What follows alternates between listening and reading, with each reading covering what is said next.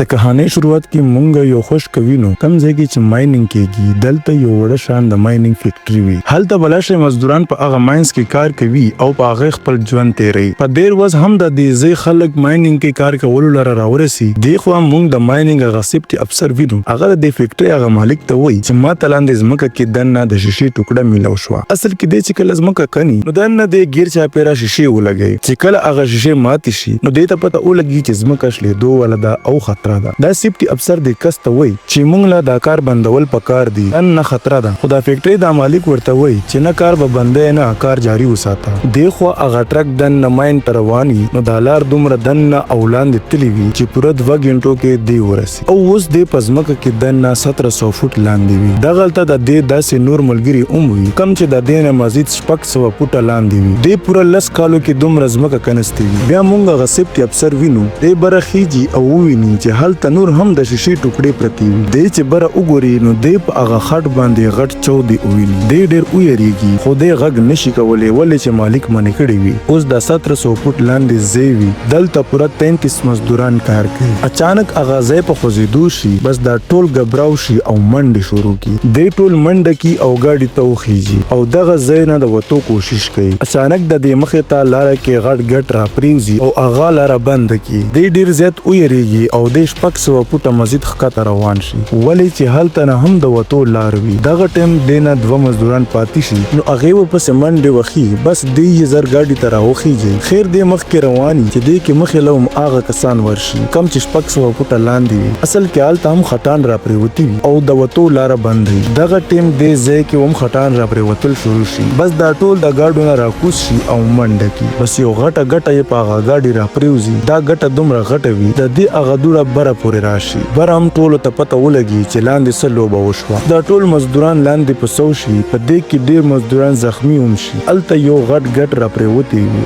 او د هغې نه بل طرف ته تلل مکمل ناممکن وي. بیا موږ د ماینز نه بهر وینو چې د دې مزدورانو ښځې او بچي راغلي وي ولې چې ټولو ته پته ولګي چې لاندې څه حادثه شوې ده. په میډیا هم دا خبر خور شي. هغه سیفټي افسر ټول کسان وشماري چې دا څو کسان دي. اوس دلته پوره 33 کسان وي. دا سیفټي افسر دی ته وایي چې دلته یو محفوظه ځای دی کم چې ایمرجنسي لپاره جوړ شوی دی. الته د ضرورت ټول سامان دی او الته بلاړ شو خو هغه ځای صرف 30 کسانو لپاره دی او مونږ 33 کسان. په دې کې ماریو نومي کس دته وایي چې دلته خو یو کوې هم دی کم چې سیده بره خطه دی. مونږ 3 کسان به الته لاړ شو او په پوړې به بره وخیږي. بس د سیفټي افسر ځان سره 10 کسان پوره کی او لاړ شي هغه کیمپ طرف ته. دی خو ماریو هغه 2 کسان ځان سره کی او هغه کویله ځان را ورسي. الته یو وګد اندر پای بره ختی وي بس دی په هغه اندر پای بره خطل شروع کی. دی چې لکشان بره وخیږي نو دی ویني چې بره نورې پوړې نه ولې چې هغه هم د حادثه کې ماته شوی. بس دا 3 وړه دلته ډیر مایوس شي.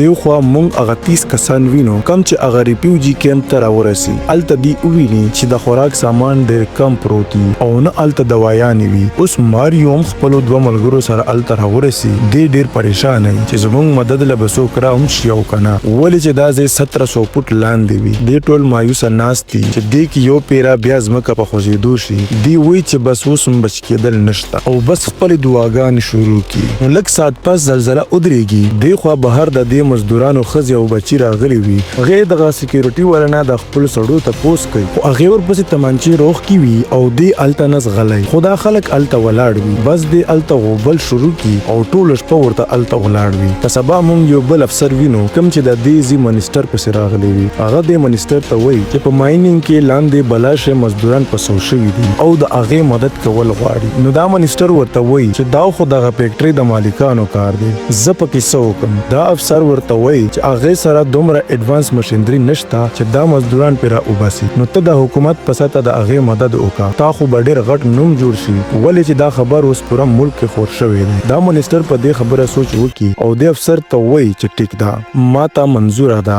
بس د افسر الته راورسي او د هغه مزدورانو فیملیز ته وایي چې موږ به پوره کوشش کوو چې دا کسان را وباسو تاسو غم مه کوئ.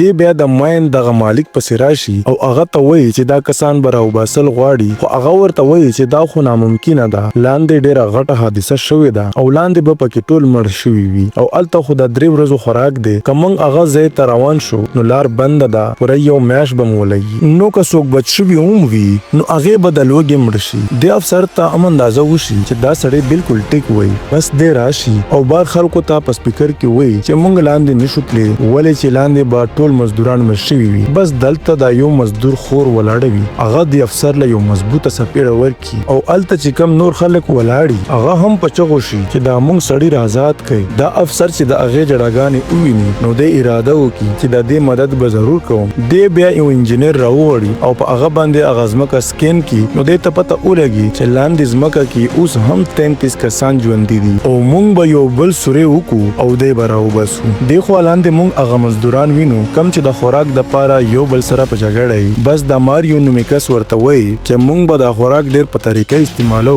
کیدای شي زمونږ مدد له څوک راشي. بس دی ټولو له 2 ګوټۍ پی او یو نوړۍ ډبل روټۍ ورکړي. دی خوا بار دی ډریلینګ دپاره سامان راوړي او هلته ډریل وهل شروع کړي خو هغه ځای دومره سخت وي چې ډریل پې کار نه کوي. نو دا انجینر ډېر پریشانه شي د ده یو څو ډریلونه هم مات شي خو دی بیا هم خپل کوشش جاري وساتي. دا افسر هغه خلکو دپاره د کیم بندوبست هم وکړي د کومو خلکو چې لاندې سړي پسو شوي. دی خوا ځمکه کې هغه مزدورانو باندې د ډریل اواز ولګي نو هغې ډېر خوشحاله شي او د دې یو امید جوړ شي. اوس پوره 12 ورځې وشي خو دی د ډریل هغه سورۍ هم لاندې راورسي خو د دې مزدورانو قسمت ډېر خراب وي ولې چې د ډریل هغه سورۍ کوم ځای کې وشي نو هغه ځای د دې نه ډېر لرې وي او هغه ځای ته دی تللی نشي یعنې دا دومره محنت هسې ضایع شي. اوس د دې مزدورانو خوراک هم بس ختم وي دې سره د یو ورځ خوراک پاتې وي. دې خوا هغه انجینر هم هار ومني او دې افسر ته وایي چې دا ځای ډېر سخت دی او په دوباره سورۍ نشو کولی. دا افسر ورته منت وکړي چې دا کسان راوباسه.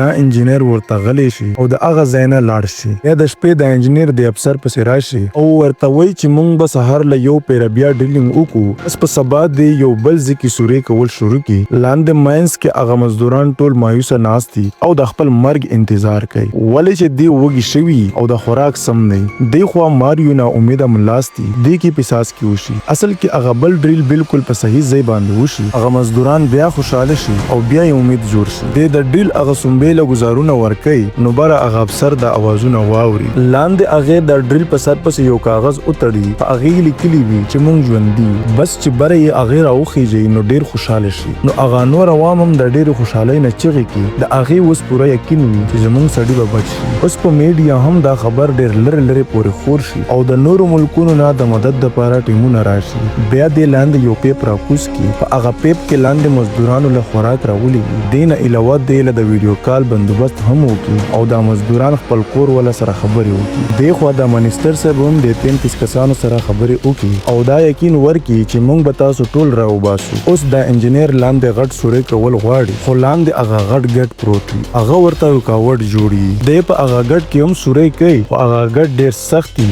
او سورۍ پکې نه کېږي. بس دننه دا کسان فیصله وکړي چې په دې ګټ به دماکه وکړو نو دا به مات شي. دی چې دماکه وکړي بس هغې سره هغه ګټ دوړې وړې لاړ شي. اوس د دې کسانو لاندې ځمکه کې پوره 69 ورځې پوره شي او بره نه ورته هغې سورۍ هم کړې وي. بس دی ورپسې لاندې یو کپسول ولېږي نو لاندې هغه کپسول تا ډومبنی کس ورخیږي او هغه پکې بره روان شي. لاره کې دغه کپسول ونښلي بس دغه کس ساه بنده شي خو قسمت یې ښه وي او کپسول واپس آزاد شي او دی پکې بره وخیږي. د هغې نه پس دی هغه ټول کسان په کپسول کې بره وخیږي او دغه شان هغه ټول مزدوران بچ شي کوم چې مکمل د ژوند امید بایللې وي. او دې سره د کهانۍ اختتام وشي. ګرانو کتونکو که ویډیو مو خوښ شوي وي لایک یې کړئ او چینل ضرور سبسکرایب کړئ. ملاویږو په بله ویډیو کې. ډېره مننه.